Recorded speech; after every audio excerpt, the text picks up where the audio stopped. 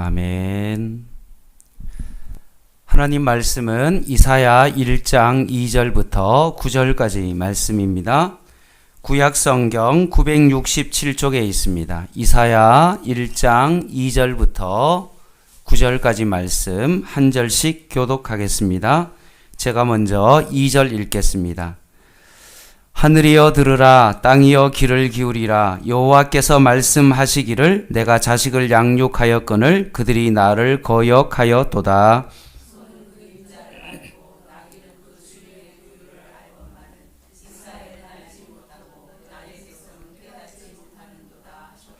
슬프다 범죄한 나라여, 허물진 백성이여, 행악의 종자여, 행위가 불부패한 자식이로다.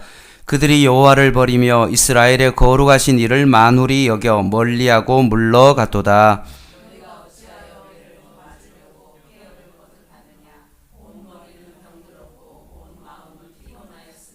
발바닥에서 머리까지 성한 곳이 없이 상한 것과 터진 것과 새로 맞은 흔적뿐이거늘 그것을 싸며 싸매며 기름으로 부드럽게 함을 받지 못하였도다.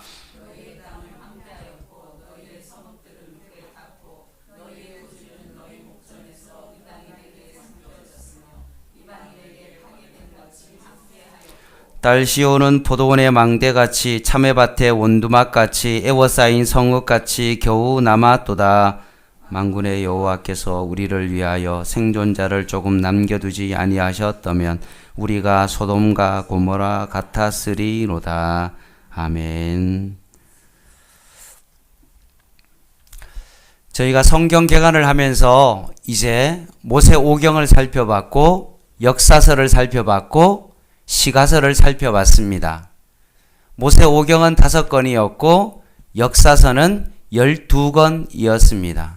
여호수아, 사사기, 룻기, 사무엘상하, 역대상, 열왕기상하, 역대상하, 에스라, 느헤미야, 에스더 12건을 살펴봤고요. 시가서 5건, 욥기, 시편, 잠언, 전도, 아가서까지 그렇게 살펴봤습니다. 참 멀리 왔죠. 모세오경은 하나님 나라의 원리였고요. 그 원리가 적용된 것이 역사서였고 그 적용된 것의 결론이 뭐였냐면 시가서였습니다. 그 하나님 나라의 그 원리가 뭐냐 하면 하나님의 백성이 가나안 땅에서 하나님의 주권을 인정하면 하나님께서 그 땅을 회복시켜 주시겠다는 그 원리이죠. 근데 실제로 그들이 가나안 땅에 그것을 원리를 적용을 해서 가나안 땅에 들어갔죠. 그게 역사서입니다. 출애굽에서부터 바벨론 포로 때까지 2000년의 그 역사의 속에 그것을 적용했습니다. 정말 하나님의 말씀이 맞냐? 정말 우리가 하나님의 말씀대로 살아가는 것이 우리의 인생의 흥망성쇠에 그것을 결정하는 것인가를 그들이 그 적용을 통해서 깨닫게 된 거죠. 그래서 그들이 얻은 결론은 뭡니까? 시가서죠. 여호와를 경외하는 것이 지혜의 근본이다. 자신의 연약함을 인정하고 어떤 상황 가운데서도 하나님을 찬양하는 삶을 살아가고 여호와를 경외하는 것이 지혜의 근본이고 모든 것이 이 세상의 것들은 바람을 잡는 것과 같이 헛되지만 여호와를 경외하는 그것만큼은 영원하다. 그러면서 지혜의 마지막 끝판왕은 하나님을 사랑하는 것처럼 이웃을 사랑하는 것이다. 라고까지 했습니다. 오랫동안 한 걸 5분 안에 5분도 안 된 만큼 정리했습니다. 원리가 있었고 적용을 했고 결론이 나왔습니다. 그러면 어떻게 돼야 되죠? 구약이 끝나야 되죠. 그런데 구약이 어떻습니까? 아직 많이 남았어요. 뭐가 남았죠? 뭐가 남았습니까? 선지서가 남았죠. 아주 많이 남아 있습니다. 대선지서 5건과 소선지서 12건이 남아 있습니다. 원리가 적용되어지고 결론이 났는데 그러면 끝나야 되는데도 불구하고 선지서가 존재하는 이유가 뭘까? 그것은 진짜 결론은 아직 안 났다는 겁니다. 진정한 결론이 구약에 남아있다라는 그런 뜻을 가지고 있는 것입니다. 유대인이든 헬라인이든지 정말로 스스로 하나님을 경외해서 참된 구원을 이룰 수 있는 사람은 사실은 없다라는 거죠. 우리의 인간의 힘으로서는 우리의 구원을 절대로 이룰 수 없다는 것입니다. 여호와를 경외하는 것이 정말 지혜의 근본이고 우리의 인생 가운데 결론인데 우리가 실제로 그렇게 살아갈 수 있냐? 정말 여호와를 경외하며 우리가 정말 참된 구원에 이르는 그런 삶을 살아갈 수 있냐? 없는 거죠. 어려운 거죠. 우리가 수학 문제를 사실 원리를 알고 그걸 실제로 풀어보고 결론을 났지만 실제로 또 다른 문제를 맞닥뜨려서 그 문제를 풀어보면 어떻습니까? 그 문제를 잘 풀지 못하는 것과 마찬가지의 어떤 그런 결론이 남아 있다는 것입니다. 그래서 그 결론이 뭐냐? 결국 우리의 힘으로는 아무것도 할 수 없고 선지서를 통해서 오직 메시아 그리스도가 오셔야만이 진정한 하나님의 나라가 완성되어진다. 그래서 결론의 진정한 결론. 우리의 힘으로는 완전한 구원을 이룰 수 없고 여호와를 경외하는 삶을 온전히 이룰 수 없지만 결국 예수 그리스도께서 메시아로 이 땅 가운데 오심으로 말미암아 진정한 구원에 이르게 되어지는 진정한 결론에 이르게 된다라고 말씀할 수 있습니다. 자, 그런 내용이고요. 자, 이제 선지서를 하나씩 이제 보는데 이사야를 준비하면서 어쩔 수 없이 반으로 좀 나눴습니다. 이사야라는 그 뜻은 어떤 뜻이냐면 여호와께서 구원이시다. 하나님은 구원이시다라는 그런 뜻을 가지고 있습니다. 자, 이사야의 주제를 한번 살펴보겠습니다. 한번 PPT 한번 보여주시고요. 자, 제목을 한번 읽어보겠습니다. 시작. 심판의 필연성과 메시아에 의한 하나님 나라의 소망이라고 되어 있죠. 그래서 39장까지는 두 부분으로 나누는데 앞부분은 뭡니까? 심판의 필연성이다. 이것은 심판은 당연하다라는 거죠. 그리고 40절부터 66장까지는 뭡니까? 메시아에 의한 하나님 나라의 소망이다 라고 말씀합니다. 자, 질문하겠습니다. 어려운 질문인데요. 이사야가 총 몇 장이죠? 역시 어려운데 맞추셨습니다. 66장입니다. 여러분, 시편을 제가 여러분에게 알려드리면서 시편은 뭐라고 이야기했습니까? 모세 오경과 같다 그랬습니다. 그 시편을 5개로 나누는데 앞부분 첫 번째는 뭘 이야기하냐 하면 창조에 대한 이야기였고 두 번째 부분은 해방, 출애굽기 해방과 구속에 대한 이야기였고 세 번째는 레위기의 제사에 대한 부분이었고 네 번째는 민수기니까 인생의 순례에 대한 이야기였고 마지막 시편의 5부분으로 나눠지는 것은 신명기이기 때문에 하나님의 말씀에 관한 이야기다라고 말씀드렸어요. 그래서 시편은 정말 우리가 너무나 잘 알기 쉽게 모세 오경처럼 구분이 되어 있어요. 그래서 우리가 너무나 잘 알고 있는 시편 119편도 하나님의 말씀에 대한 신명기에 대한 그런 말씀이기 때문에 그렇게 잘 나눠져 있어요. 그런데 이사야가 여러분이 정답을 말했던 것처럼 66장까지 되어 있죠. 근데 여러분 두 분으로 나눈다 그랬을 때 여러분 자세히 한번 뚫어지게 한번 쳐다보시기 바랍니다. 매직아이처럼 66 뭔가 의미 있지 않습니까? 666 말고요. 666 하시면 안 됩니다. 자세히 보면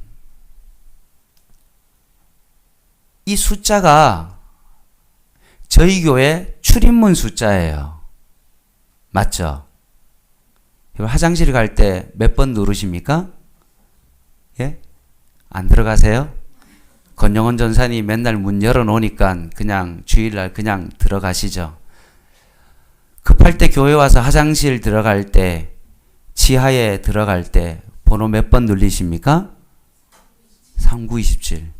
그러니까 뭐죠? 66이잖아요. 이사야를 잘 보면 결국 전반부는 뭘 의미하고 있습니까? 구약이잖아요. 꼭 시편처럼 모세 오경을 나타내는 것과 마찬가지로 우연찮게도 이사야는 전반부는 39장까지는 구약을 나타내고 있고요.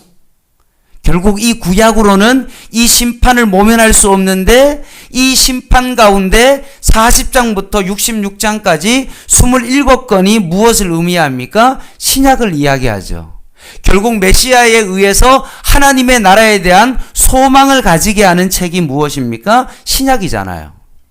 그래서 성경을 제가 거기 세례 교육할 때나 학습 교육할 때 늘 그분들에게 늘 이야기하죠.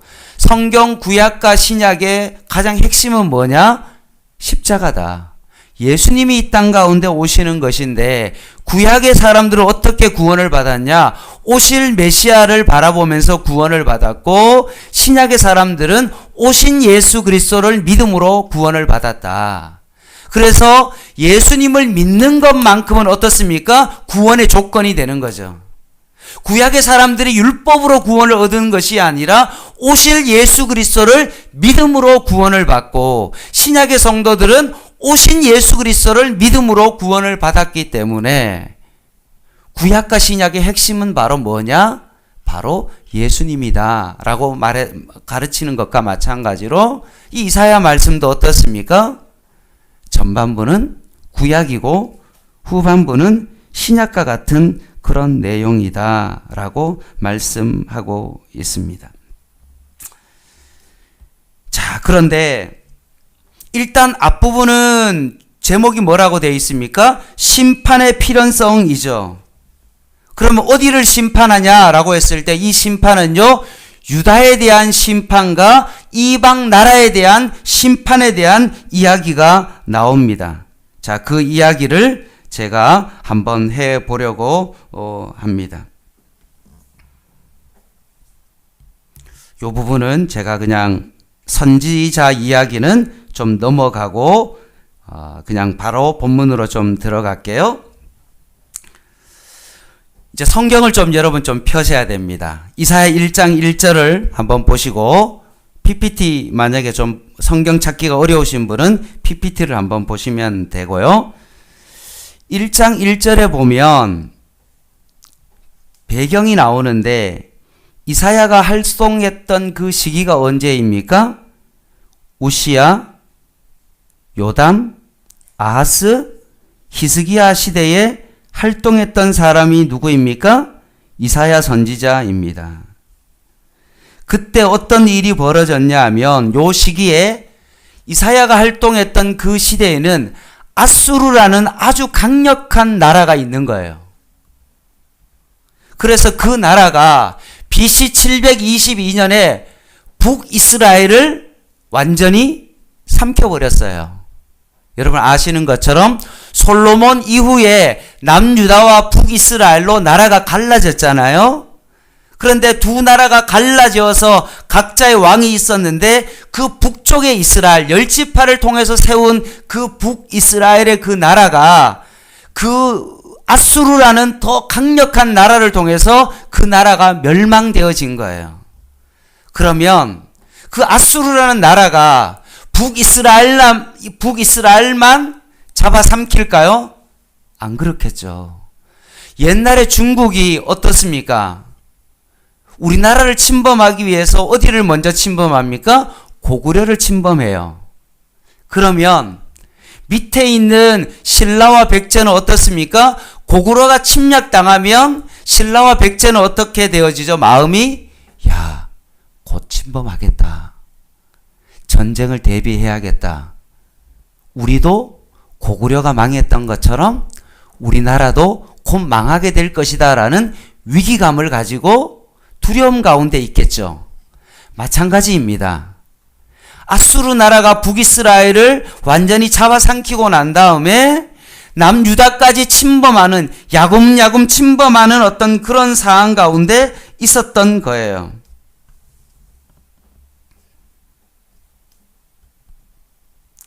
그러면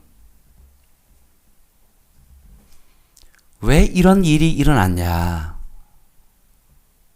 왜 하나님의 백성이 이방 나라에 먹혀서 나라가 사라져버리고 또 남은 남유다마저도 야금야금 내려와서 이제는 나라가 없어지는 어떤 그런 일이 왜 일어났냐라는 거죠. 그 내용이 바로 1장 2절입니다. 왜 유다가 하나님으로부터 심판을 받았냐? 그 이유가 나옵니다. 제가 좀 읽어 드릴게요. 1절, 2절, 2절, 3절 같이 한번 읽어볼게요. 시작. 하늘이여 들으라, 땅이여 귀를 기울이라. 여호와께서 말씀하시기를 내가 자식을 양육하였거늘 그들이 나를 거역하였도다. 소는 그 임자를 알고 나귀는 그 주인의 구유를 알건만은 이스라엘은 알지 못하고 나의 백성은 깨닫지 못하는도다 하셨도다. 4절은 없죠. PPT 없죠. 제가 읽어드릴게요. 슬프다 범죄한 나라요 허물진 백성이요 행악의 종자요 행위가 부패한 자식이로다. 그들이 여호와를 버리며 이스라엘의 거룩하신 일을 어떻게 했다고요? 만훌히 여겨 멀리하고 물러갔도다. 북이스라엘이 왜 멸망당했다고요? 우상숭배하고 하나님을 만홀히 여겼기 때문에 그렇습니다.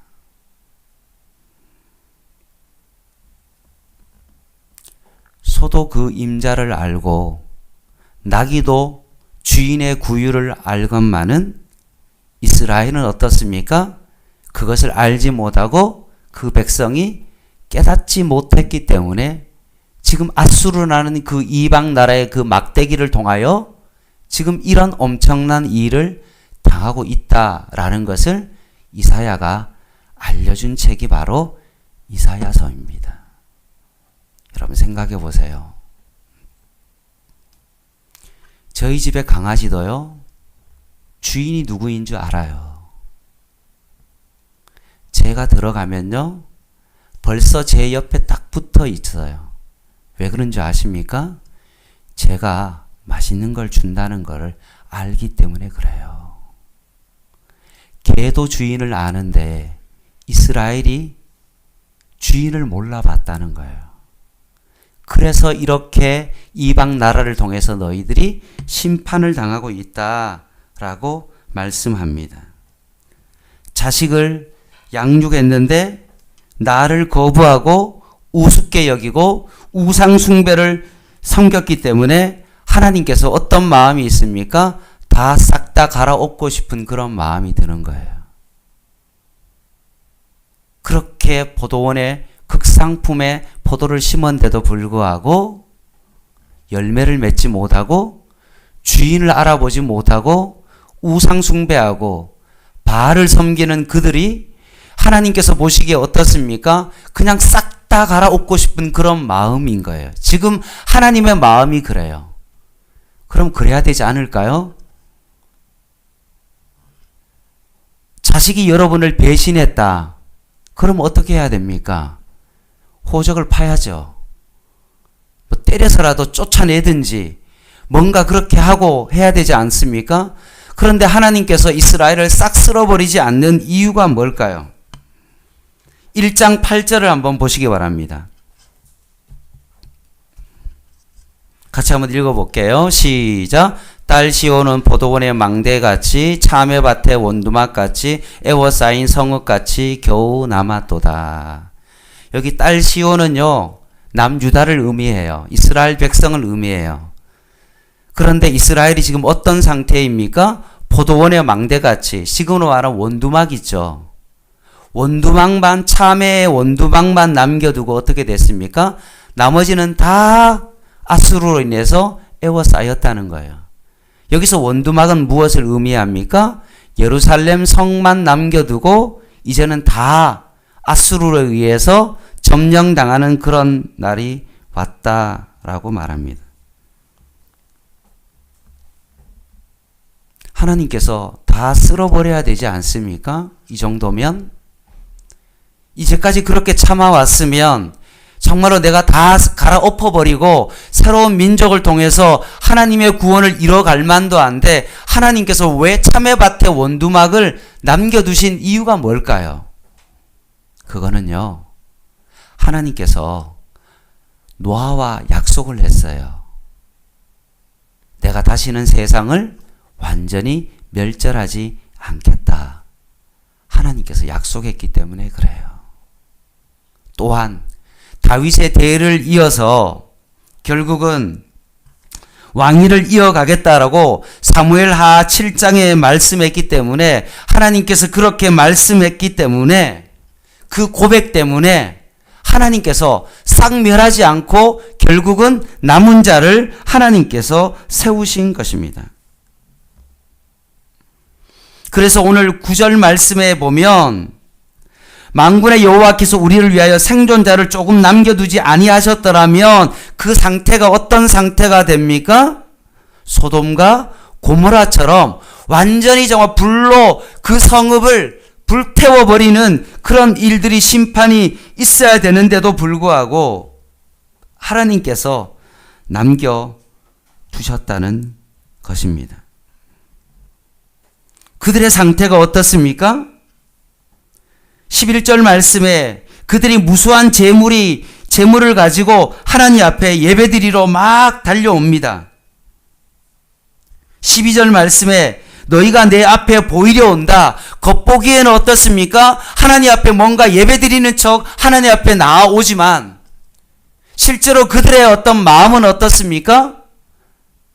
한 발은 하나님 앞에 발 담그고 한 발은 세상에 발 담그는 그런 삶을 살고 있기 때문에 그들의 어떤 삶의 모습은 어떻습니까? 내 마당만 밟을 뿐이다. 뭔가 겉으로는 예배를 드리러 오지만 실제로 그들의 모습은 마당만 밟을 뿐이다. 하나님께서 그런 제사를 받으실까요? 안 받으시죠. 마음 없는 재물을 하나님께서 이제는 좀 지겹다라고 말씀합니다. 15절 말씀을 볼까요? 같이 한번 읽어볼게요. 시작. 너희가 손을 펼 때 내가 내 눈을 너희에게서 가리고 너희가 많이 기도할지라도 내가 듣지 아니하리니 이는 너희의 손에 피가 가득함이라. 겉으로는 아름답게 예배를 드리지만 실제로 마음이 떠난 그 예배를 하나님께서 받지 않으신다.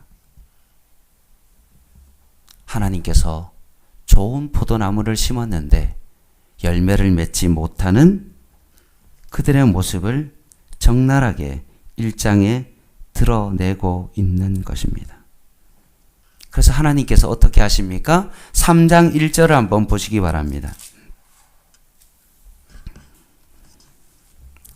같이 한번 읽어볼게요. 3장 1절 시작.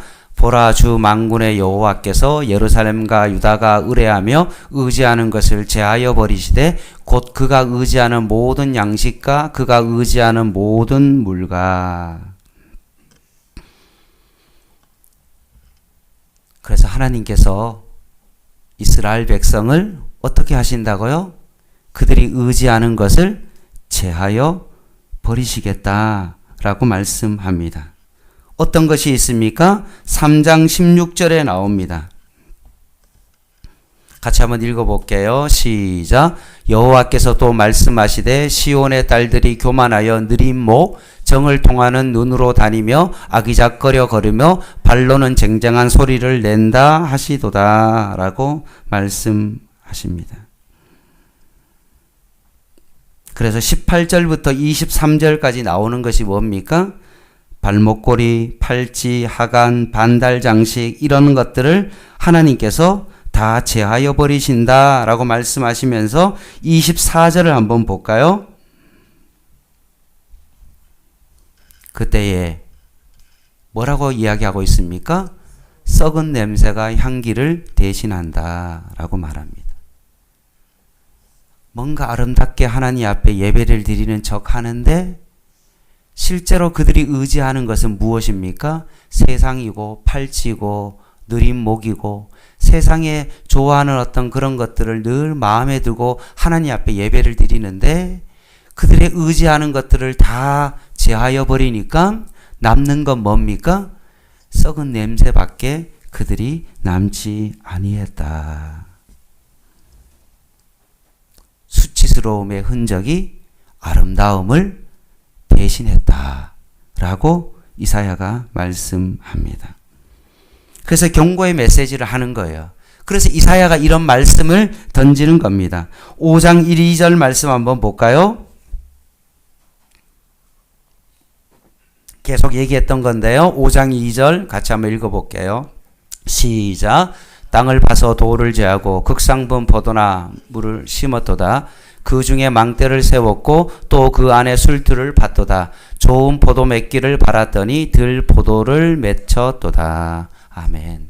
극상품의 포도를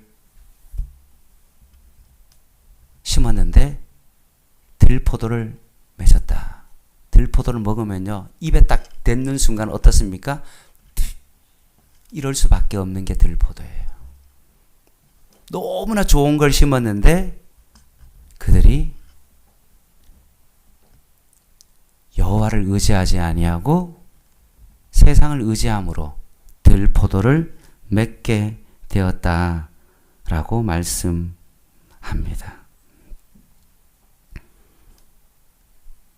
5장 7절을 한번 보겠습니다.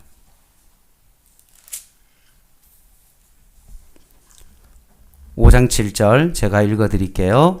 무릇 만군의 여호와의 포도원은 이스라엘 족속이요. 결국 포도원은 뭐라는 겁니까? 이스라엘 족속이에요.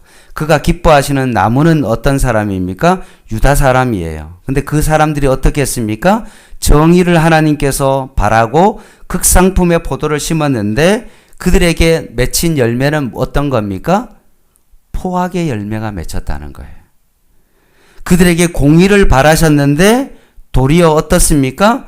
부르짖음이었다라고 말씀합니다.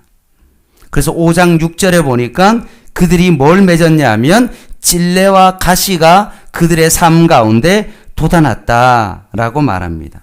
그래서 결국은 아수르를 통해서 하나님께서 어떻게 합니까? 심판을 받게 하시고 나중에는 결국 남유다도 어떻게 되어집니까? 바벨론의 포로로 끌려가게 될 것이다 라고 말씀하고 있는 것입니다. 결론은 이런 겁니다.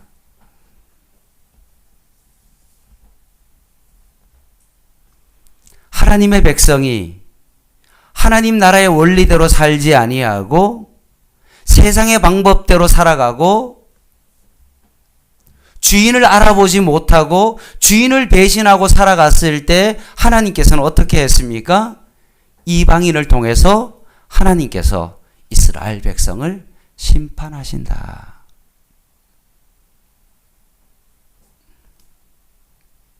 그러면 이방인이 이스라엘을 심판하는데 심판하는 이유가 이방인이 강하기 때문에 그들을 통해서 책망하는 것이 아니라 이방인을 들어서 잠시 이스라엘을 깨닫게 하기 위하여 막대기로 사용하는 것이다. 그럼 언제까지 사용하냐? 결국 이스라엘이 하나님께로 돌아오는 그때까지만 하나님께서 이방인 아수르와 바벨론과 페르시아를 사용해서 결국은 하나님께서는 이 일들을 하게 할 것이다 라고 말씀합니다. 그리고 동일하게 이방인도 나중에 하나님께서 그들의 교만함을 심판하실 텐데 결국 그들도 어떻게 합니까? 하나님께로 돌아오기를 하나님께서 기다린다라고 말씀하고 있습니다. 이게 바로 내용이고요. 6장을 한번 보도록 하겠습니다.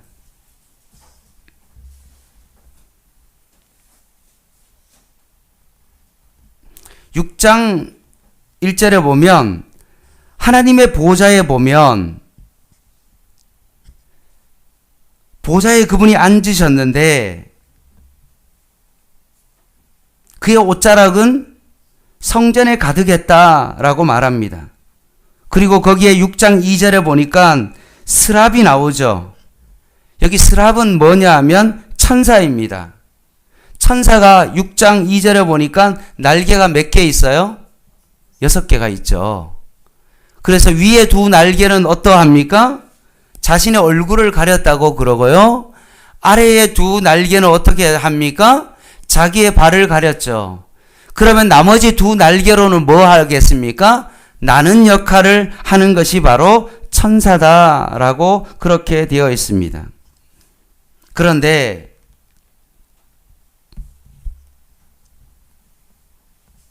(3절) 말씀에 서로 불러 이르되 거룩하다 거룩하다 거룩하다 만군의 여호와여 그의 영광이 온 땅에 충만하도다 라고 그렇게 말합니다.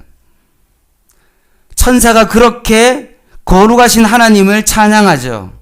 근데 5절에 보니까 그때에 뭐라고 되어 있습니까? 내가 말하되 하로다 나요 어떻게 됐다고요? 망하게 되었다라고 되어 있습니다.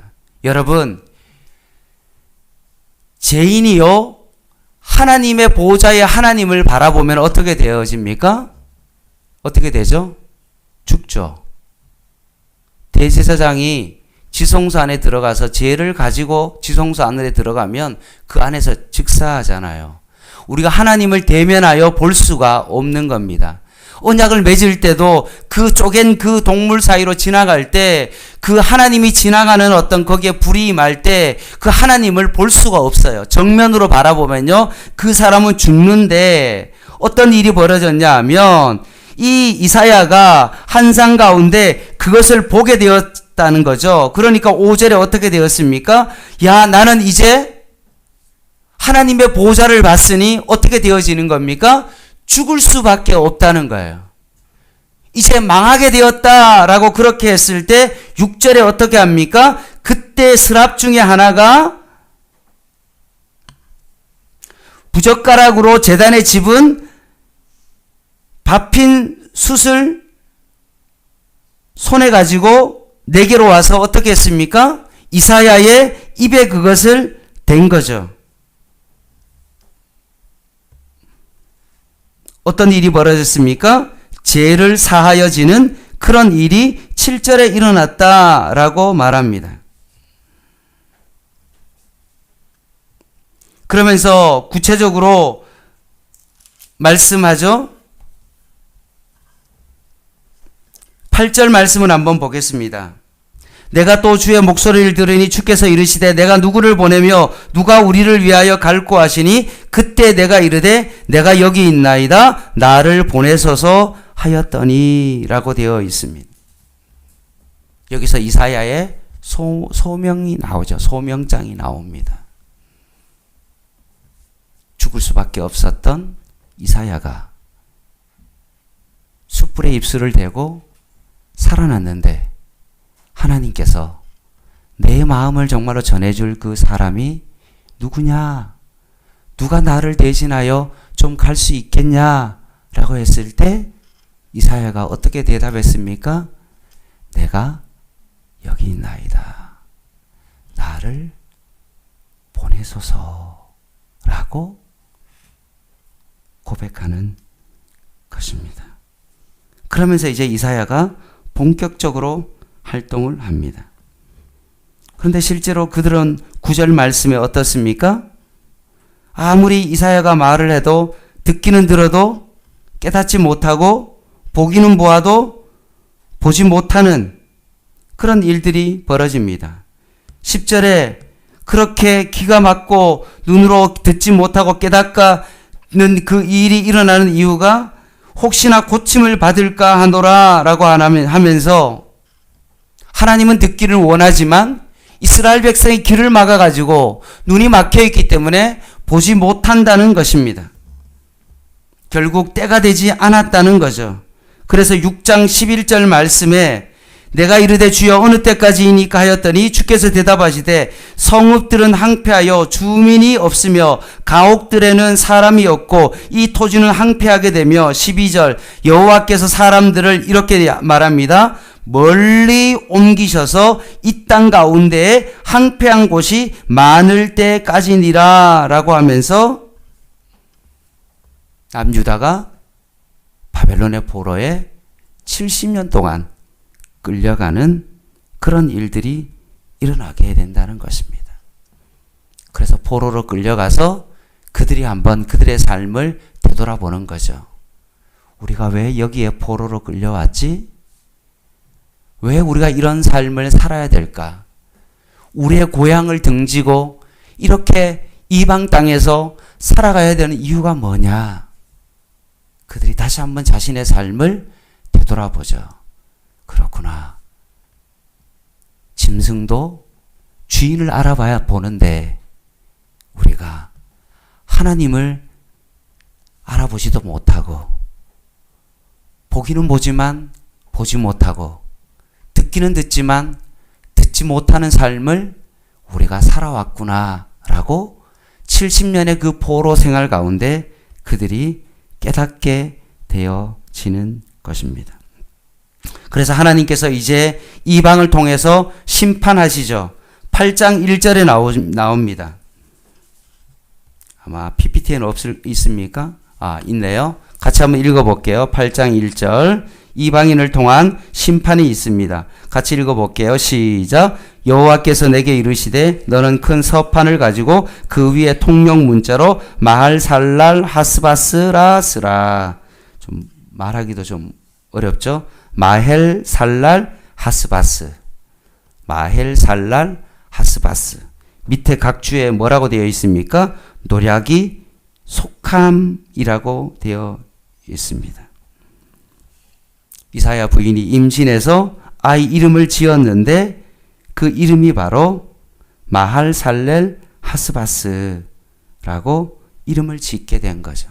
결국 그 심판이 급속하게 임할 것이다 라고 말씀하십니다. 그래서 10장 5절을 한번 볼까요? 하나님께서 이방인을 통해서 심판하시는데 그 심판이 어떻게 나타납니까? 같이 한번 읽어볼게요. 시작. 아수르 사람은 하있을 진저 그는 내 진노의 막대기요 그 손의 몽둥이는 내 분노라. 아멘. 아수르를 통해서 하나님께서 심판하신다라고 말씀합니다. 근데 10장 15절 말씀을 한번 볼까요? 있을까요? 10장 15절.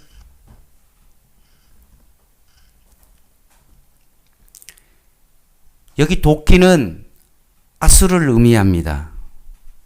여기서 톱은 아수르를 의미해요. 하나님께서 아수르에게 이스라엘을 심판하도록 하신 거잖아요. 그러면 도끼는 도구에 불과하죠. 그래서 하나님께서 아수르라는 그 도끼를 통해서 이스라엘을 찍은 거잖아요. 톱으로 캔 거잖아요. 그런데 어떤 일이 벌어졌냐 하면 도끼가 어찌 찍는 자에게 스스로 자랑하겠으며 라고 하면서 도끼가 결국 하나님의 뜻에 따라서 주권에 따라서 아수르가 남유다를 북이스라엘과 남유다를 침범하게 되었는데 그들이 생각하기에 어떤 생각을 한 겁니까? 자기들이 잘나서 이 침략을 할 수 있겠다라고 하면서 오히려 주객이 전도되어지는 그런 상황이 벌어지게 되었다라고 말합니다. 그럼 하나님께서 어떻게 하십니까? 이 아수르도 어떻게 합니까? 하나님께서 심판하시죠. 결국 바벨론이라는 그 나라를 통해서 하나님께서 심판하십니다. 자, 그러면서 10장 12절 말씀 한번 보겠습니다. 그러므로 주께서 주의 일을 시온산과 예루살렘에 다 행하신 후에 뭐라고 말씀합니까? 아수르 왕의 완악한 마음의 열매와 높은 누의 자랑을 어떻게 하신다고요? 벌하신다. 도구로 앗수르를 썼는데 그 도구가 오히려 그 주인에게 오히려 대항하고 교만해가지고 자기가 모든 것을 한 것처럼 힘이 있는 것처럼 교만했을 때 나중에 하나님께서 어떻게 하셨다고요? 앗수르를 하나님께서 멸하셔 버린다라고 말씀하십니다. 언제까지 멸하시냐? 앗수르가 회개하고 깨달을 때까지 하나님께서 그렇게 치신다라고 말씀합니다. 그리고 난 다음에 이사야의 그 뒷부분은 어떤 부분이냐면 하나님께서 유다에 대한 심판과 이방 나라를 통한 하나님의 그 징계가 있고 난 다음에 그 뒤에 뭐가 나오냐면 애굽이나 아수르와 같은 열방은 어떻게 되느냐라는 그런 것들을 말씀하시면서 하나님께서 이방인도 다 고치실 것이다 라고 그렇게 말씀하십니다. 결국 이스라엘 백성이나 이방인들이나 다 회개해서 하나님께로 돌아오는 그 모든 천하 만민이 복을 받게 하시겠다라는 그 부분이 바로 12장까지의 말씀입니다. 그리고 조금 더 벌써 많이 가버렸네요. 30분이네요. 시간이 어떡하지? 네, 2장이 남았는데 네, 여기까지 해야 될 것 같습니다. 다음 주에 연결해서 좀 하도록 할게요. 더 이상 하면 안 될 것 같습니다. 네, 말씀을 좀 마무리 하도록 하겠습니다.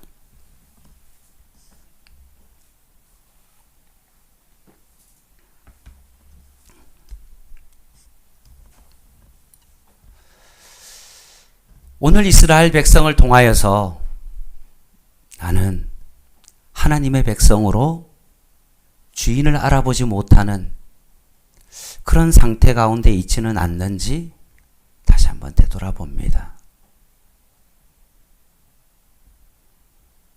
하나님께서 이스라엘 백성을 치셔서 그들이 회개하고 돌아올 때까지 하나님께서 깨닫게 하기 위하여 70년의 그 바벨론의 포로를 이끄셨던 그 하나님처럼 우리가 하나님 앞에 회개하고 깨닫고 하나님 앞에 돌아오시기를 하나님께서는 원하십니다. 또한 이방인을 통하여 막대기를 통하여 하나님께서 그 일을 행하시는데 그 이방인이 교만하여 자기가 능력이 있는 것인 양 그 일을 행했다고 착각할 때 하나님께서는 그 이방인마저도 하나님께서 치십니다.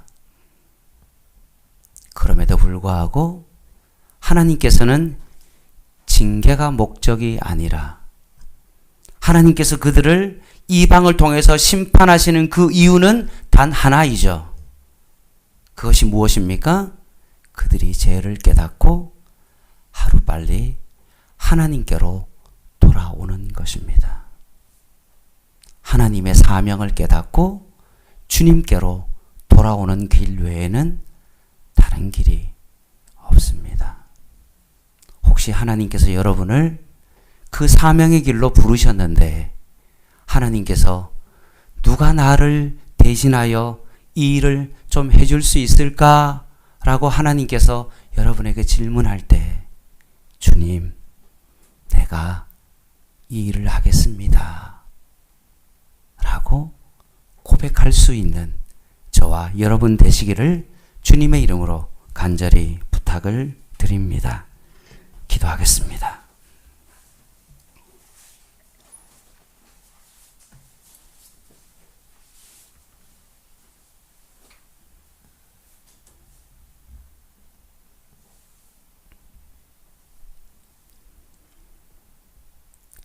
하나님 아버지,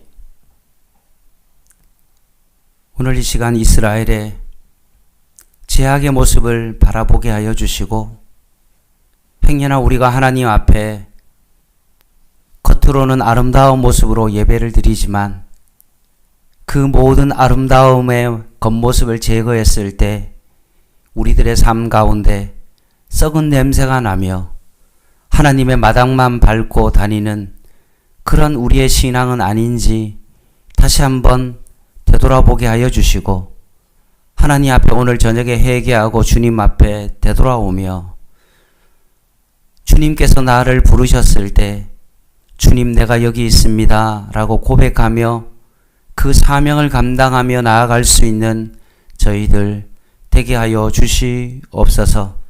이 방을 통해서 그 막대기를 통하여 하나님의 일을 이루시는 하나님의 주권을 바라보며 이 땅에 주권자 되신 그 하나님을 바라보며 오늘도 이 저녁에 주님 앞에 기도하는 저희들의 삶이 되게 하여 주시옵소서. 예수님의 이름으로 간절히 기도드립니다. 아멘. 찬양하겠습니다. 세상 모든 민족이 함께 찬양하도록 하겠습니다. 세상 모든 민족이